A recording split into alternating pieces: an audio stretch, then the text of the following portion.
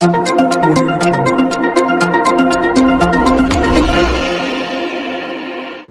ભૂવા પડવાની વધુ એક ઘટના અડાજણમાં બની છે। શુક્રવારે સવારે જ્યોતિન્દ્ર દવે ગાર્ડન પાસે મેઇન રોડ ઉપર 4 ફૂટ પહોળો ભૂવો પડ્યો હતો। ટ્રાફિકથી ધમધમતા રોડ ઉપર ભૂવો પડતા અકસ્માત થાય તેવી સ્થિતિ હોવાથી બેરિકેડિંગ કરી દેવાયું હતું, જેથી ટ્રાફિક સમસ્યા સર્જાઈ હતી। રાંદેર ઝોને વેળાસર રિપેરિંગ કામગીરી હાથ ધરી ન હોવાથી વાહન ચાલકો અને રાહદારીઓ પરેશાન થયા છે।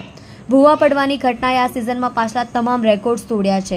રસ્તાની ગુણવત્તા ખાડી જતા ઠેર ઠેર ઉબડખાબડ બની ગયા છે। રિપેરિંગમાં વેઠ ઉતારાતા ફરી ખાડા અને ટ્રેન્ચ ખુલી ગયા છે।